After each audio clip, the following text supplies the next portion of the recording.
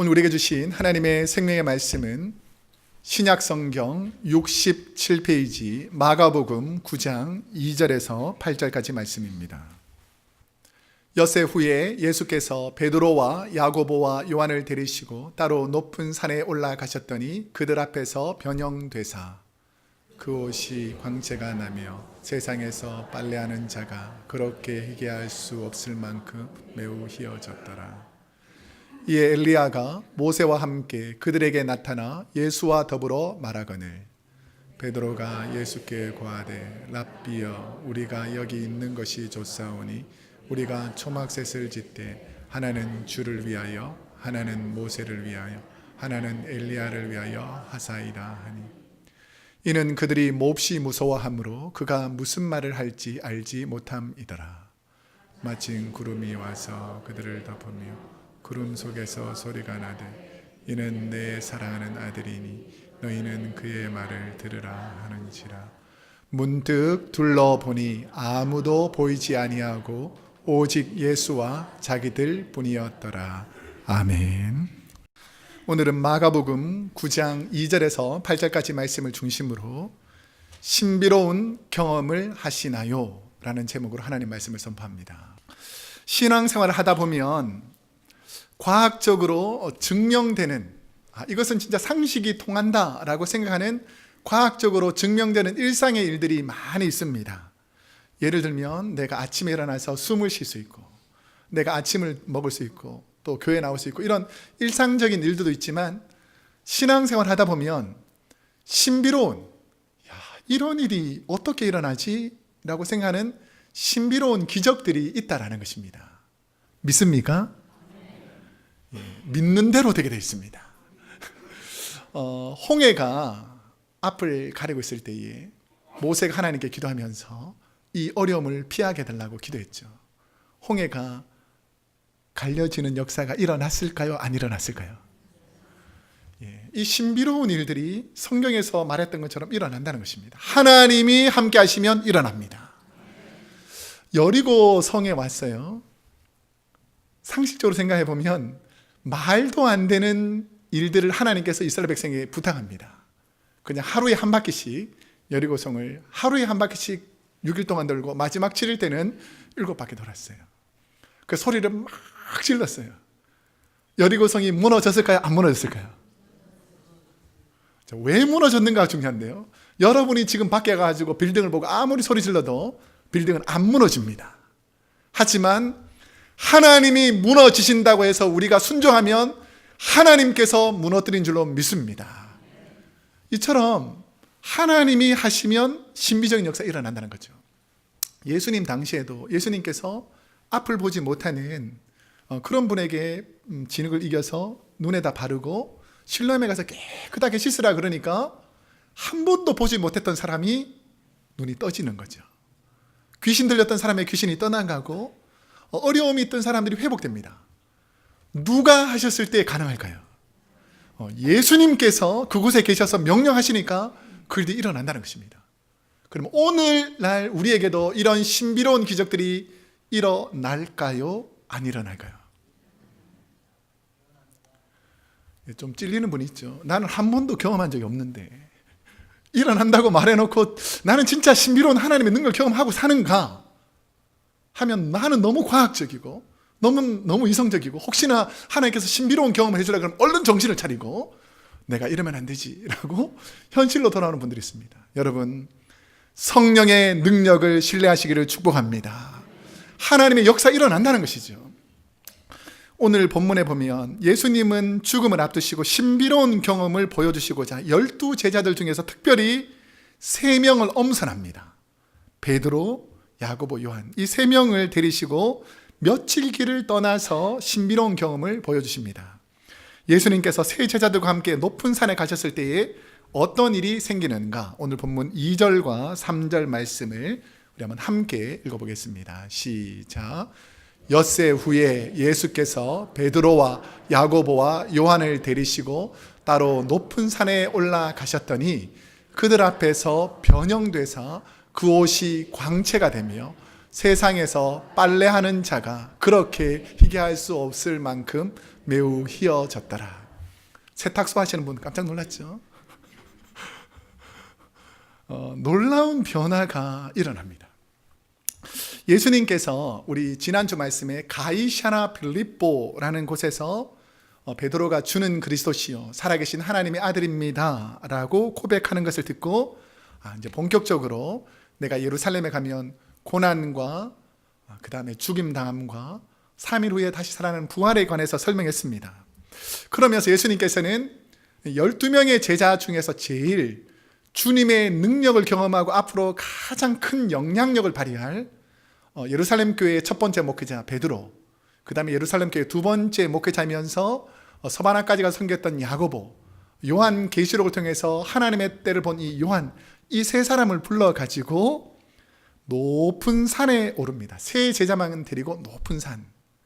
그러면 이 산은 어디인가? 라고 생각해 보면 로마 교회 전승에 따르면 이 산은 갈릴리 호수 남서쪽에 가보면 다볼산이라는 것이 있습니다. 다볼산. 이 다볼산은 AD 326년에 콘스탄틴 황제로 있던 이 황제가 모친 헬레나가 다볼산 꼭대기를 성스러운 곳으로 생각하고 그 후 19세기경에 그리스도 종교회가 이곳에 교회를 세웠는데 프란치스코 수도회가 산상변화교회당을 세웠습니다. 혹시 그림을 자세히 보시면 보일 수 있는데 가운데 계신 분은 누구라고 그렸을 것 같아요? 예수님이죠. 그럼 예수님 양쪽에 보면 구름을 타고 오신 두 분이 있어요. 누구일까요? 우리가 본문을 금방 읽었는데 기억이 잘 안 나죠? 누구요? 모세와 엘리야가 등장합니다. 그리고 왼쪽에 보면 한 명, 오른쪽에 보면 한 명 같은데 하나는 무릎 꿇고 있고 하나는 서 있고 이렇게 세 명이 있어요. 그 셋이 누굴까요? 베드로, 야고보, 요한이죠. 이것을 형상화해서 다볼산에 변화산 기념교회를 세워놨습니다. 그런데 최근에 신학자들이 연구해 보니까 이 다볼산의 높이가 600m도 채 안 되는 거예요. 그러니까 예수님께서 가이사랴 빌립보에서 거의 6일 동안, 여세 동안 가서 도착해서 변화된 곳이 다볼산이라기보다는 변화산은 이 다음 지도에 보면 아시겠는데 이스라엘 지금 지난주에 보면 그 밑에 있는 동그란 호수가 갈릴리 호수입니다. 갈릴리 호수 북쪽에 가이사랴 빌립보라는 곳이 있었는데 오른쪽 끝에 보면 빨간색으로 흰색으로 덮여 있는 거기 빨간색이 있죠. 거기가 헐몬산입니다. 헐몬산. 헐몬산이 어떤 산이냐면 왼쪽 그림에 보면 산에 눈이 있죠. 이게 산이 2814m 높은 고지라서 오른쪽에 그림에서 흰 게 대부분 호수 표시인데 호수가 아니고 눈이 있어서 하얗게 된 표시예요. 그러니까 이 헐몬산은 예수님의 제자들이 한 6일 정도 엿새 동안 쭉 올라가서 간 산이 다볼산이 아니라 이 헐몬산이라고 봅니다. 이 헐몬산. 그러니까 눈이 많은 곳에 흰빛으로 광채가 수 있는 헐몬산에 오르게 됩니다. 근데 이 헐몬산을 변화산이라고 부르는 이유가 있어요. 왜 헐몬산을 변화산이라고 부르냐면 예수님께서 그 산에 가셔서 모습이 변형됩니다. 변형. 이 변형되다라는 단어가 영어로 transformed라는 단어가 있고 transfigured라는 단어가 있어요. 근데 이게 transform이라는 단어가 변화된 모습이라는 단어인데 이 변화는 어떤 변화냐면 내 안에서, 그러니까 외부에서 내가 막 화장을 하고 젊게 꾸며서 만드는 변화가 아니라 내 안에서 내면에서 시작된 천국으로 갔을 때의 아름다운 모습으로의 변화라고 변하는 것입니다. 그러니까 예수님이 이 땅에서의 모습이 아니라 내부에서 쭉 변화가 일어나는데 천국의 천사와 같은 하나님께서 영화로운 존재로 바꿔주셨던 그런 모습으로 바뀌는 거죠. 이 변화를 말하는데 이런 변화에 대해서 신약 성경에서 똑같은 단어로 설명하는 부분이 두 구절이 나와요. 똑같은 이 변화, 변형이라는, 이게 로마서 12장 2절에 보면 너희는 이 세대를 본받지 말고 오직 그 다음에 뭐라고 되어 있습니까? 마음을 새롭게 함으로 변화를 받아. 이 변화라는 단어하고 예수님께서 변화되었다라는 헬라어가 똑같습니다. 그래서 이 변화가 뭐냐면 마음에서 시작되는 변화, be transformed라고 해서 마음속에서 시작된 변화라는 것입니다. 제가 예를 들면 이런 것이 있죠. 여러분이 막 너무 기쁜 일이 생겼어요. 너무 즐거운 일이 생겼어요. 막 오늘 아침에 너무 기뻐요. 그러면 이 사람이 기쁜 일이 있는지 없는지 얼굴에서 드러납니까? 안 드러납니까? 드러나죠. 무슨 기분 좋은 일이냐고. 그래서 내적인 변화. 내적으로 너무 기뻐서 외형이 바뀌는 변화죠. 근데 거꾸로 생각해 보면 너무 짜증나는, 너무 화가 나는, 막 기분이 너무 상해가지고 막 힘든 일이 생겼을 때에 사람들 앞에 있으면 얼굴에 표시 납니까? 안 납니까? 나죠. 그러니까 사람은 똑같은데 그 내면에서 구원받은 기쁨, 영적인 변화, 하나님 때문에 은혜 받는 이것 때문에 얼굴이 환하게 바뀌어진다. 이런 변화가 있고요. 또 두 번째는 고린도후서 3장 18절에도 나오게 되는데 우리가 다 수건을 벗은 얼굴로 거울을 보는 것 같이 주의 영광을 보매 그와 같은 형상으로 변화하여. 여기서 변화라는 단어가 똑같이 헬라어로 transform이라는 똑같은 단어들을 사용하고 있습니다. 이 신약 성경에서 이렇게 3번 나오는데 여기서 나오는 변화는 뭐냐면 예수님께서 하나님 나라에 가셨을 때의 거룩한 모습으로 변화되었듯이 예수 믿는 우리가 주님의 형상으로 변화되는, transformed 되는 변화를 말합니다. 자, 그러니까 예수님께서 평상시에는 옷이 어떤 옷을 입었을까요? 통짜된 옷으로 먼지도 많은 이스라엘에서 혹시 그 우리나라 옛날에 1910년대 뭐 아니면 1820년대 그런 사진 보면 사람들 얼굴이 어떻습니까? 깨재재하게 막 지저분하게 있었을 거 아니에요? 예수님도 어쩌면 뭐 세수 매일 하셨겠지만 그 팔레스타인 지역에 세수할 수 있는 환경도 없고 먼지도 워낙 많이 날리니까 온몸이 지저분했을 거 아니에요? 그런데 갑자기 얼굴이 환해졌다. 이것도 이해가 되는데 옷이 어떻게 됐다고요? 빨래할 사람이 이보다 더 희게 할 수 없을 정도로 환하게 바뀔 정도로 변형이 되었다는 것입니다. 그래 이 모습을 보는 제자들이 어떻게 이렇게 되지? 라고 깜짝 놀란 거죠. 자, 그랬을 때에 예수님께서 변형된 거룩한 모습으로 바뀌자 누가 주님께 나오는가? 4절 말씀 우리 한번 함께 읽어보겠습니다. 시작. 이에 엘리야가 모세와 함께 그들에게 나타나 예수와 더불어 말하거늘. 지금 제자들은 예수님이 환하게 변형되어 가지고 야, 이분이 정말 대단하게 천국의 모습으로 바뀌었다 이렇게 생각하는 것도 귀한데 갑자기 엘리야하고 모세가 착 등장하는 것을 보게 되는 거예요. 그러니까 이 제자들을 볼 때는 야, 여기가 지금 천국이구나. 지금 주님께서 우리에게 천국에 가셨을 때의 모세와 엘리야를 만나는 모습을 우리에게 보여주시는구나 라는 것을 직감적으로 알게 됐습니다. 이 신비로운 경험을 하게 되면서 이 제자들은 지금 주님께서 뭔가 말씀하고 계신다라는 것을 알게 됐죠. 주님을 만나는 성도들은 과학적으로 설명하기 힘든 신비한 경험들을 하나님이 보여줍니다. 자, 믿든지 말든지가 아니고 믿어야 됩니다. 다시 한번. 주님을 만난 성도들에게는 과학적으로 설명하기 힘든 신비한 경험들이 일어날 줄로 믿습니다. 고린도후서 12장 1절에서 2절에 보면 사도 바울이 늘 부족한 거 나는 겸손하게 이렇게 말했는데 사람들이 워낙 잘 모르니까 내가 부득불 내가 경험한 거 내가 예수님을 통해서 천국을 경험한 것을 설명하겠다라고 하면서 천국 경험을 고린도후서 12장 1절에서 설명하고 있습니다. 1절 2절에 보면 무익하나마 내가 부득불 자랑하노니 억지로 내가 자랑하겠다. 뭐냐면 주의 환상과 계시를 말하리라. 그러니까 예수님께서 나에게 환상하고 계시를 통해서 보여준 사건이 있어요. 그게 뭐냐면 내가 그리스도 안에 있는 한 사람을 아노니 이제 3인칭으로 설명하는데 이 한 사람은 자기 자신을 말해요. 부끄러우니까 둘러서 다른 사람인 것처럼 말하지만 한 사람을 아노니 그는 자기 자신을 설명할 때 그는 14년 전에 뭘 봤다고요? 셋째 하늘에 이끌려 간지라. 이게 꿈꾸다가 아이고 내가 꿈에 천국 간 게 아니고 진짜 내가 깨어 있는데 환상 중에 주님께서 나를 이끌고 천국으로 이끌어가서 천국을 보여주는 거예요. 그래서 셋째 하늘, 앞으로 있을 하나님의 나라를 사도 바울이 다 경험하고 나서 진짜 하나님의 나라가 있구나라는 것을 보고 간증하게 됩니다.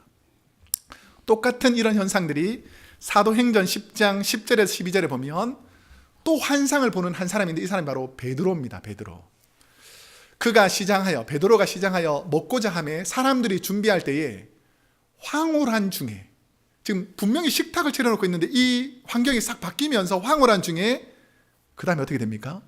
하늘이 열린다는 거예요. 스데반 집사님이 돌아가실 때도 마지막에 하늘이 열리는 것을 보잖아요. 이처럼 베드로는 지금 살아있는데 하늘이 열리는 것을 봅니다. 그러면서 한 그릇이 내려오는 것을 보니 큰 보자기 같고 내기에, 그러니까 줄을 메어가지고 땅에 드리워진 것을 쭉 봅니다.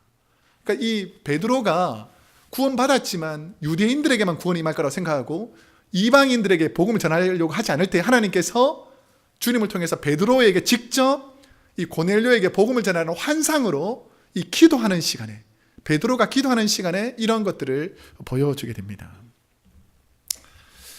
여러분들도 아마 신앙생활 하면서 신비한 경험들을 많이 했을 거예요. 저는 부족한 제 경험을 잠깐만 나누자면, 저는 청소년 시절부터, 어린 시절부터 교회 그냥 가는 게 제 일상이었어요. 부모님이 태어나 보니까 부모님이 교회 다니고 있어가지고 저는 유치원 때부터 교회 이렇게 쭉 다니게 됐죠. 근데 하나님이 살아 계신다 이것을 그냥 지식적으로는 알았지만 뭐 만난 적도 없고 본 적도 없고 그냥 하나님이 있으려니 하고 그냥 믿음을 시작했어요.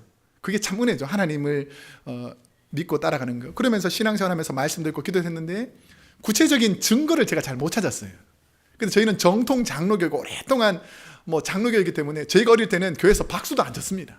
어디 박수를 하면서 이렇게 하고, 또 장로님들이 또 앞에 또 이렇게 앉는 장로님 자리가 있었어요. 그래서 여기는 장로님 자리라고 아무도 앉으면 안 되고, 누가 혹시 앉았다가 이게 이렇게 좀 이렇게 뒤로 물론 이런 그런 곳이었기 때문에 1년에 딱 한 번 북치는 날이 있었어요. 언제인 줄 아세요? 부흥회 하는 날. 부흥회 할 때만 박수면서 북치고, 교회는 박수 전혀 못 쳤는. 그런데 제가 고등학교 3학년 때까지 방언이라는 것이 성경에만 있었지 한 번도 들어본 적이 없고 한 번도 하는 사람을 본 적이 없었어요. 근데 제가 수련회 가서 막 기도하는데, 중고등부 수련회 때 갑자기 입술에서 방언이 터져가지고 3일 동안 한국말을 못하고 방언만 계속 할 때가 있었어요. 그래서 제가 3일 동안 뭘 느꼈겠어요? 없는 줄 알았는데 하나님이 확실히 있구나 이걸 알게 됐습니다. 그러면서부터 제가 본격적으로 신앙생활하면서 신비적인 경험이 꼭 필요할 때마다 하나님께서 한 가지씩 보여줬어요. 꿈과 환상이 아니라 실제로. 그러니까 제가 지난 몇 주 전에도 설교 드렸지만 성전 건축하면서 금가루가 내려가지고, 야, 이런 일이 과연 어떻게 일어나냐? 라는 일들이 일어나고, 제가 성지순례에 가셨을 때에 제가 처음 담임했던 애니스톤 교회에 김영숙이라는 권사님이 계셨어요. 그때는 집사님이셨는데 강도가 와서 총을 쏴가지고 몸이 이렇게 장기가 파손되고 피가 많이 흘려서 이제 거의 죽는다라고 해서 의사가 3개월 후에 이제 회복된 다음에 3개월 후에 소견서 썼을 때에는 이분이 몇 시부터 몇 시 사이에 거의 생명이 끊어졌다가 갑자기 살아난다라는 그 때가 있었거든요. 그때 우리가 정확하게 기억하는 게 뭐냐면, 우리 성도님들이 인간의 힘으로 할 수 없으니까 우리가 다 모여가지고 그때부터 작정하면서 살려달라고 목숨을 내놓고 기도한 그런 시간이었어요. 근데 그 시간 하나님께서 쫙 살려준다는 것을 우리가 3개월 후에 그 담당 닥터를 통해서 알게 됐습니다. 이런 신비적인 경험들. 그리고 우리 교회에 와서도 제가 누군지는 다 말씀드릴 수 없지만 진짜 힘든 일이 있으면 제 방에 와서 성도님들이 기도 부탁을 할 때가 있어요. 근데 놀라운 일은 뭐냐면 그 신비적인 경험들을 하나님께서 그분들을 통해서 역사함으로 하나님이 살아계신 것을 경험하게 합니다. 여러분, 하나님 살아계심을 경험하시기를 축복합니다. 그래야 바른 신앙생활을 할 수 있는 거죠. 그러면 베드로를 비롯한 세 제자들에게 왜 엘리야와 모세를 보는 신비적인 경험을 주셨을까? 그것은 유대인들이 수많은 훌륭한 사람이 있음에도 불구하고 왜 엘리야와 모세를 보내주셨는가는 하나님께서 이 약속에 대한 성취가 있어요. 뭐냐면 유대인들은 메시아를 기다렸습니다. 메시아를 기다렸는데 유대인들의 메시아가는 죽었던 엘리야 선지자가 다시 살아오면 이스라엘이 회복된다라는 것을 믿고 예수님이 오시기 전에 반드시 엘리야가 온다라고 생각했어요. 그래서 예수님께서 막 기적을 행하니까 사람들이 뭐라고 그랬습니까? 엘리야가 살아났다라고 부른 이유는 뭐냐면 엘리야 다음에 메시아가 온다고 생각했어요. 그런데 말라기 4장 5절에 보면 한번 함께 읽어볼게요. 시작. 보라, 여호와의 크고 두려운 날이 이르기 전에 내가 선지자 엘리야를 너희에게 보내리니. 그래서 엘리야가 온 다음에 예수님이 온다는 거예요. 자, 이것은 대부분의 사람들은 못 봤습니다. 그런데 확실히 본 3명이 있습니다. 누굴까요? 베드로, 야고보, 요한은 지금 오늘 이 순간 예수님께서 변형되니까 구약에 있는 수많은 다윗, 삼손, 사무엘, 모세 나왔죠. 그러니까 아브라함, 훌륭한 사람이 얼마나 많아요. 근데 이 두 사람을 딱 이렇게 하나님께서 이들에게 보여준 것은 뭐냐면 구약의 예언들을 그대로 성취시켜 주시려고 엘리야를 주님 앞으로 이렇게 이끌어낸 것입니다. 저와 여러분의 신앙이 신비적인 경험만을 추구하고 따르는 것은 좋은 신앙이 아닐 수 있습니다만, 때로는 베드로, 야고보, 요한이 예수님과 함께한 선지자 엘리야를 보고 확실히 인류의 구원할 메시아는 예수님이구나 라는 것을 신령한 신비한 경험을 통해서 확신했듯이, 저와 여러분 삶에서도 이게 지금 하나님께서 내게 주시는 은혜구나, 하나님이 말씀이구나 하는 것을 깨닫는 놀라운 경험들이 필요한데, 자, 여기서 우리가 중요한 것이 뭐냐면 이 신비한 변화를 경험한 베드로가 주님을 위해서 자기 나름대로는 기발한 아이디어를 낸 게 있어요. 자, 이게 바로 5절 말씀 한번 함께 읽어보겠습니다. 시작. 베드로가 예수께 고하되 랍비여, 우리가 여기 있는 것이 좋사오니 우리가 초막 셋을 짓되 하나는 주를 위하여, 하나는 모세를 위하여, 하나는 엘리야를 위하여 하사이다 하니. 저와 여러분은 분위기와 상황에서 하지 않았으면 더 좋은 말들이 있습니다. 안 하면 덕이 될 텐데 꼭 해가지고 긁어 부스럼 내듯이 안 하면 더 좋은 말이 있어요. 우리 옆 사람에게 한 번만 축복합시다. 안 하면 더 좋은 말은 하지 맙시다. 시작. 안 하면 더 좋은 말은 하지 맙시다. 오늘따라 왜 이렇게 못생겼냐? 기분 좋겠어요? 그러니까 하지 않으면 더 덕이 되는 말을 자꾸 하는 사람이 있어요. 오늘 너 어디 아프냐? 왜 이렇게 그러니까 쓸데없는 말 하는 거죠. 그러니까 지금 베드로가 이 말만 안 했으면 아주 멋졌을 텐데 자기 생각대로 하지 않아야 될 말을 해버린 겁니다. 그걸 왜 알 수 있냐면 이 똑같은 내용이 누가복음 9장에도 나오는데 9장 33절에 보면 자기의 하는 말을 뭐라고요? 자기도 알지 못하더라.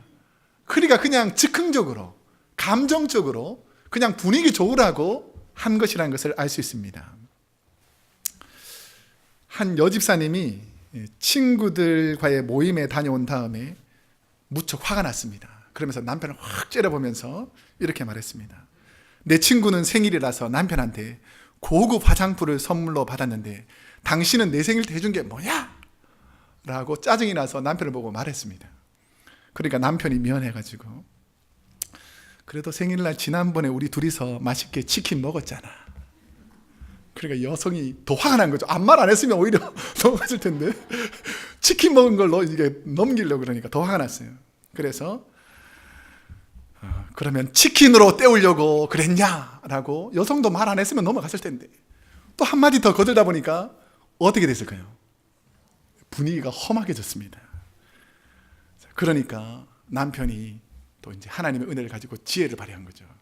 긴 한숨을 내쉬면서 당신 친구는 그래도 당신보다 훨씬 더 불쌍하네 이렇게 말했어요. 그러니까 부인이 들어보니까 그게 무슨 말이야? 뭐가 불쌍해? 라고 또 따지기 시작했어요. 그러니까 남편이 사랑스러운 미소로 아내를 향해서 이렇게 말했다는 것입니다. 당신처럼 예뻐봐. 화장품이 무슨 필요가 있겠어? 라고 좋지 않은 말을 저렇게 잘 넘겼다는 거죠. 우리 이 땅에 살다 보면 하지 않아도 되는 말을 굳이 해가지고 자기가 어려움 당하는 분도 있고 좋은 말을 해서 분위기를 덕스럽게 만드는 사람이 있어요. 잠언 25장 11절에 보면 이렇게 말하고 있습니다. 경우에 합당한 말은 아로 새긴 은장반에 뭐라고요? 금사관이라. 그러니까 좋은 말, 합당한 말하는 것이 서로에게 덕이 된다라는 것이죠. 저와 여러분은 따뜻한 말, 격려한 말, 사랑이 담긴 말을 불편한 상황 속에서도 하면 평온한 은혜가 찾아올 줄로 믿습니다. 저와 여러분의 삶에 깊은 겸손이 나타나지 않는 것은 하나님을 깊이 체험하지 못했기 때문일 수 있습니다. 삶에서 순수한 온유함이 드러나지 않는 것도 어쩌면 하나님을 깊이 체험하지 못했을 수 있기 때문일 것입니다. 겸손의 깊이는 하나님의 사귐과의 깊이와 같고 온유함의 깊이 또한 하나님과의 하나됨의 깊이와 같을 수 있습니다. 하나님을 깊이 경험한 사람은 주님처럼 겸손해지고 온유해진다는 것이죠. 혹시 옆 사람이 여러분을 힘들게 하거든 주님을 깊이 만나도록 기도하시기를 축복합니다. 제자들의 인간적인 생각을 영적인 생각으로 바꾸게 하는 힘이 있습니다. 지금 베드로가 실수했거든요. 그럼에도 불구하고 이 인간적인 생각을 하나님의 생각, 영적인 생각으로 바꾸는 놀라운 신비한 변화를 우리 하나님께서 이 세 제자들에게 한 번 더 보여줍니다. 이게 바로 7절. 우리 한번 함께 읽어보겠습니다. 시작. 마침 구름이 와서 그들을 덮으며 구름 속에서 소리가 나되 이는 내 사랑하는 아들이니 너희는 그의 말을 들으라 하는지라. 누구의 말을 들으라는 거예요? 예수님 말을 들으라는 거예요. 인간적인 생각, 즉흥적인 생각 이런 아이디어 내지 말고 막 주님을 위해서 초막셋을 짓고 여기는 주님, 여기는 모세 이런 인간적인 즉흥적인 생각하지 말고 하나님께서 목소리로 쫙 그분들에게 말해주는데 누구 말을 들으라고요? 예수님 말을 들으라. 지금 예수님이 변화되고 모세와 엘리야가 나타난 것도 너무너무 신비한 변화인데 이분들은 너무너무 감동적인 또 변화가 뭐냐면 하나님 음성을 들은 거예요. 이야, 얼마나 감사합니까? 이 세 사람을 향해서 너희는 예수님 말을 잘 들어라 라고 하나님께서 말해주는 신비한 경험을 하게 됩니다. 우리가 나중에 8절을 보면 알겠지만 이 신비한 경험에서 딱 깨어나 보니까 다 사라지고 하나님의 환상이었다는 것을 알게 됩니다. 제자들은 하나님의 음성을 들으라, 하나님의 음성을 들으라, 예수님의 말을 들으라, 이 말이 계속해서 그 귀에 기천에 울렸겠죠.